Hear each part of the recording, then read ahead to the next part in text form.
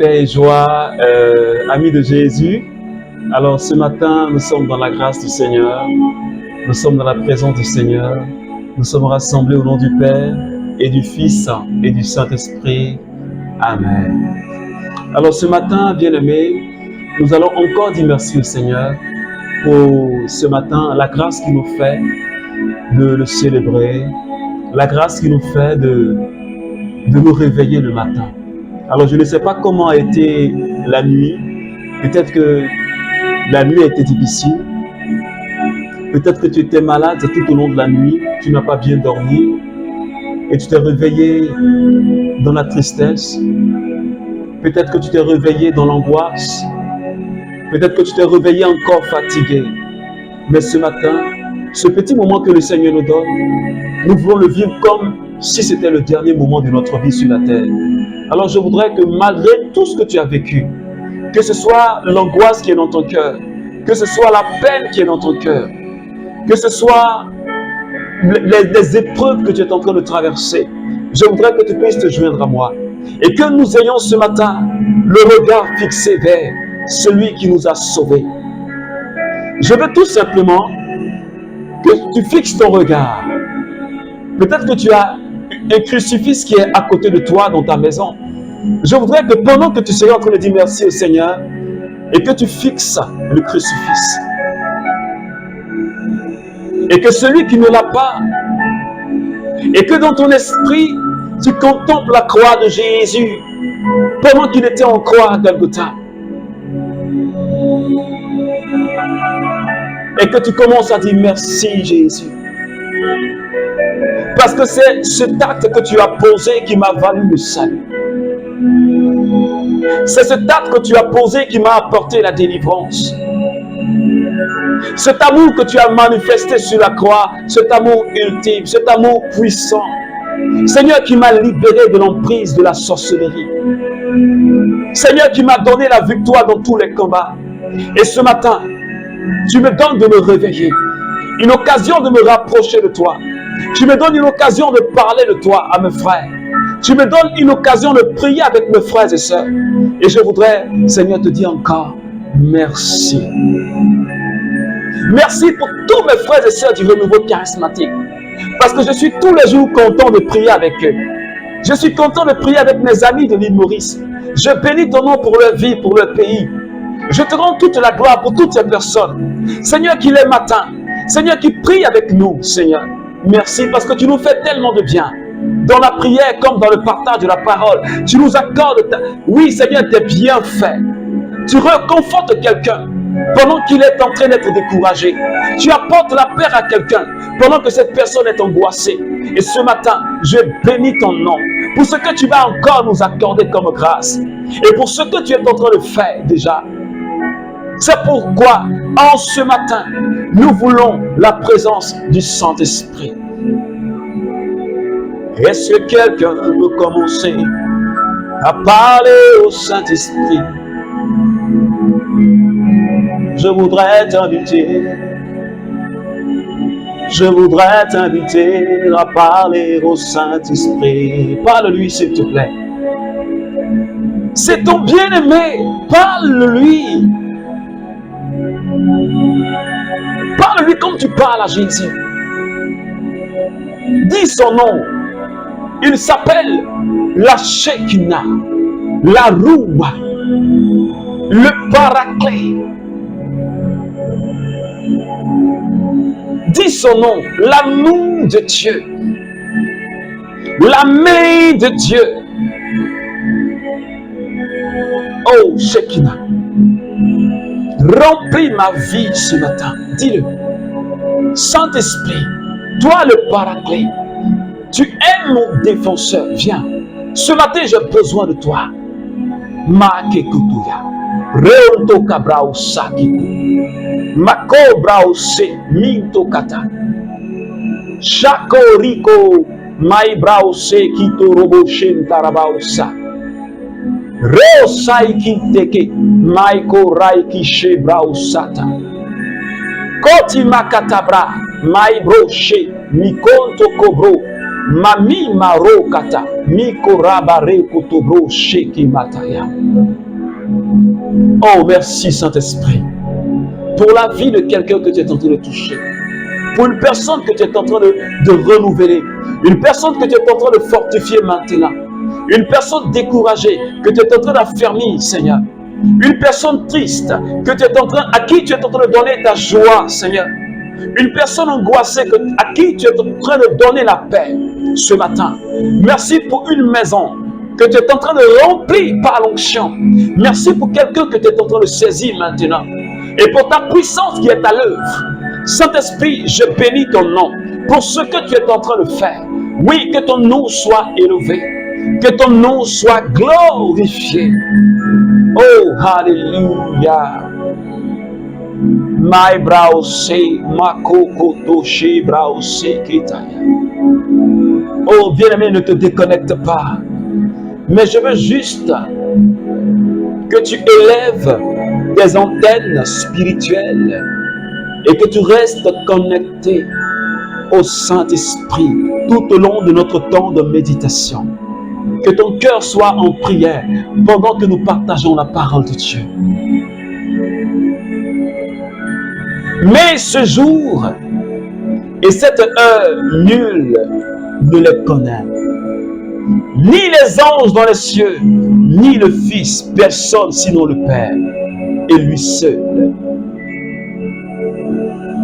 Tels furent les jours de Noé, tel sera l'avènement du Fils de l'homme. Car de même qu'en ces jours, d'avant le déluge, on mangeait et on buvait, l'on se mariait et l'on donnait en mariage, jusqu'au jour où Noé entra dans l'arche. Et on ne se doutait de rien, jusqu'à ce que vient le déluge qui les emporta tous. Tel sera ainsi l'avènement du Fils de l'homme. Parole du Seigneur. Matthieu chapitre 24, les versets 36 à 39.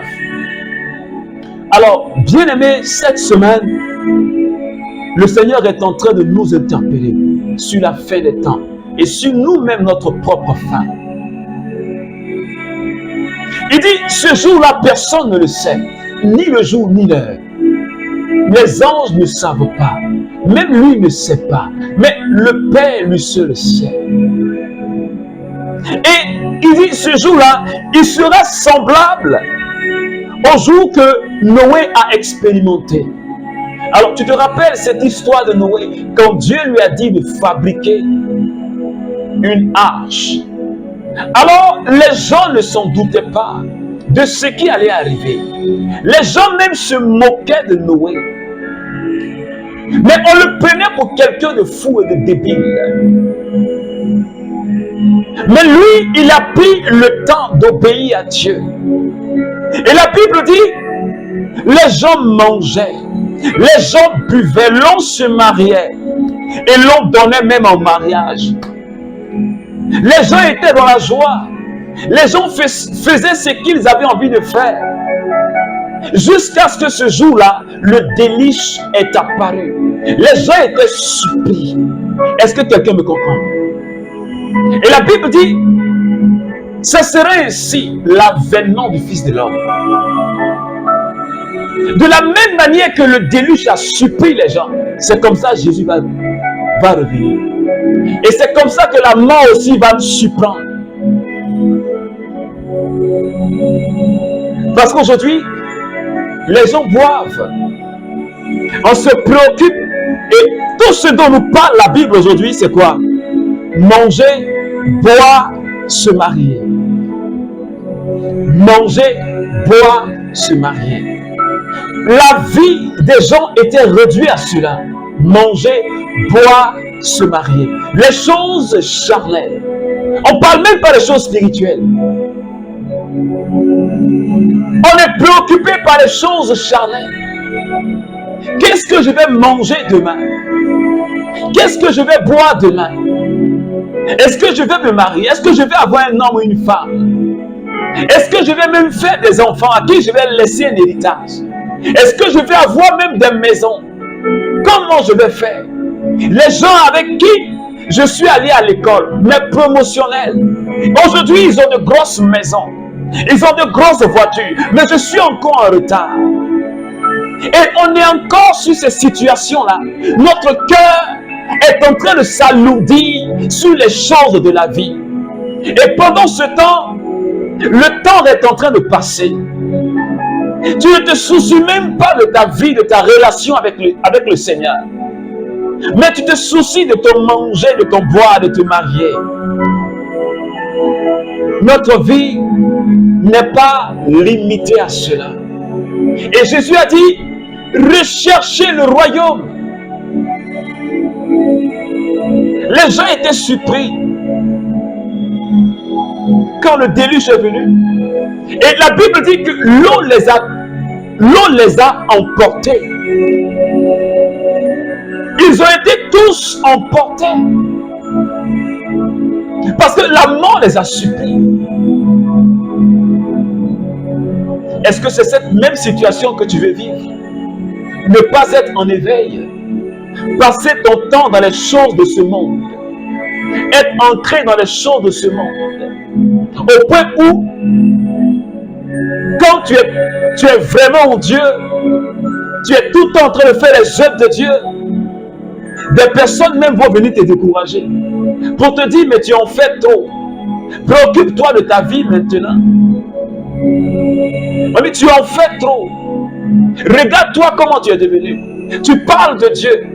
Tu dis que tu vas à l'église, mais regarde-toi, tu es pauvre. Mais regarde-toi, tu n'as pas ceci. Mais regarde-toi, tu n'as pas cela. Le démon va susciter des gens pour te décourager. Mais ce matin, le Seigneur te dit, sois ferme. Ne te laisse même pas prendre au piège de ces choses-là. Parce que ce qu'ils disent, ils ne savent pas. Mais quand le temps viendra, les gens seront surpris. Mais toi, reste ferme. Parce que l'on ne sait ni l'heure, ni le jour, ni le moment. Personne ne sait. Et chacun de nous, nous avons perdu un proche. Et quand on perd un proche, un ami, un frère, ça nous fait réfléchir. Chaque fois, c'est comme ça. Tu te rends compte que ta vie là même là, s'il n'y a pas Dieu, ça n'a aucun sens. Tu te rends compte que quand tu regardes ce que ces personnes ont vécu, les biens qu'ils ont laissés, quand tu regardes ce qu'ils avaient, les projets qu'ils avaient, mais qu'ils n'ont pas pu réaliser, tu te rends compte que la vie sans Dieu, ça n'a pas de sens. Et tu te dis, il vaut mieux que je sois prêt le jour où le Seigneur m'appellera. Mieux vaut te mettre en Dieu. Mieux vaut rester en Dieu et que la mort te trouve en Dieu. Alors ce matin, le Seigneur est en train de parler à quelqu'un. Nous n'avons pas le temps. Ne te dis pas que tu vas remettre ta conversion à demain. Si tu as un pardon à donner quelque part, si tu as eu un problème avec quelqu'un, que tu as un pardon à donner, va maintenant et va donner le pardon là. N'attends pas demain. Parce que si la mort te trouve avec, je vais dire, une rancune dans le cœur, c'est pas bon. Si tu as un pardon à donner, il faut le faire. Et Dieu parle à quelqu'un. S'il y a une réconciliation à faire, il faut le faire maintenant. Ne remets pas à demain. Si tu as un amour à donner à quelqu'un, quelqu'un que tu n'aimes pas, il ne faut pas que la mort te trouve dans la haine dans le cœur pour une personne. Non! Si tu as un amour à donner, donne cet amour à cette personne. Il ne faudrait pas que le Seigneur vienne te trouver la haine dans le cœur.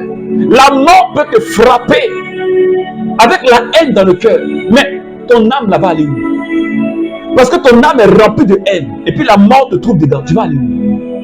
On ne connaît pas le jour ni l'heure. On ne connaît pas le jour ni l'heure. Les habitants au temps de Noé ont été surpris. Les gens étaient en train de festoyer lorsque le déluge est tombé sur eux.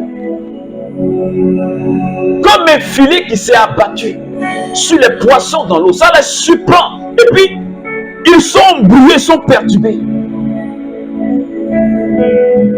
Et là, tu ne pourras plus demander pardon au Seigneur. Parce que Dieu t'a donné le temps. Mais tu n'as pas su profiter du temps que Dieu t'a donné. C'est pourquoi Ecclésiaste dit, pendant que tu es encore jeune, pendant que tu as encore envie, souviens-toi de ton Créateur. Et j'ai l'habitude de dire, le temps que Dieu nous donne, la vie qu'il nous donne, c'est pour nous rapprocher de lui. C'est pour nous réconcilier avec lui. Mais si tu ne comprends pas et que tu penses que tu as encore la vie, tu seras surpris. Parce que chaque jour, là, Dieu peut venir. Chaque jour, la mort peut te frapper. Quelque chose peut arriver. Est-ce que tu comprends? Je ne sais pas si quelqu'un me comprend. Mais donne ton cœur à Dieu. Il faut que ton cœur soit à Dieu. Parce qu'on ne connaît pas le jour. Il ne faut pas que Dieu vienne te trouver dans un état de péché. Il faut que chaque jour tu sois propre, tu sois pur devant le Seigneur. Il ne faut pas que Jésus vienne te trouver dans une situation inconfortable. Parce que ce serait trop tard. Ce serait trop tard. Et c'était trop tard pour les habitants au temps de Noé. C'était trop tard. C'était trop tard. C'était trop tard. Noé est rentré dans l'arche avec sa famille et tous ceux de ses proches. Mais c'était trop tard pour ses habitants qui n'ont pas écouté la voix du Seigneur. Qui n'ont pas écouté la voix du Seigneur. Alors ce matin, si tu m'entends, si tu entends cette voix du Seigneur qui te parle dans ton cœur, ne ferme pas ton cœur, s'il te plaît, bien-aimé. Il faut que ta vie change, membre du renouveau charismatique. Parce que le Seigneur veut t'emmener à un autre niveau de gloire. Il veut t'emmener à un autre niveau d'onction. Il veut t'emmener à un autre niveau de conversion. Alors n'endurcis pas ton cœur. N'endurcis pas ton cœur. Quel que soit le ministère dans lequel tu te trouves, tu as besoin, comme moi, de te convertir et d'être en éveil. De sortir de ces choses de ce monde, peu importe qui tu es. Peu importe qui tu es. Parce que Dieu, lui, s'en fout de ton poste. Dieu s'en fout. Je ne sais pas. Mais convertis-toi. C'est ton cœur que Dieu regarde. Dieu ne regarde pas l'aspect de ton visage, mais ton cœur, ta vie. Dieu ne regarde pas que tu as un ministère de puissance, un ministère de guérison, mais ton cœur là, est-ce que ton cœur est changé? Est-ce que ton cœur est changé? C'est de ça qu'il s'agit. Oui, c'est de toi que je parle. Est-ce que ton cœur est changé? Est-ce que quand tu regardes ton cœur est changé? Seigneur, ce matin, nous voulons te demander pardon. Parce que nous avons passé notre temps à manger, à boire, à nous occuper des choses charnelles, à nous occuper de ce qui ne nous édifie pas. Nous avons laissé notre cœur être alourdi par les choses de ce monde. Et nous avons rejeté ta parole. Ce matin, nous te demandons pardon, Seigneur. Seigneur, donne-nous la force de nous relever. Donne-nous la force, Seigneur, de marcher à ta suite. Pour ne pas que ce jour-là nous surprenne, Seigneur. Donne la force à tous mes frères et sœurs du renouveau charismatique. Seigneur, merci. Merci, Seigneur. Alors, bien-aimés amis de Jésus, que Dieu te bénisse. Restons en éveil. Restons en éveil. Que Dieu nous bénisse. Au nom du Père et du Fils et du Saint-Esprit. Amen.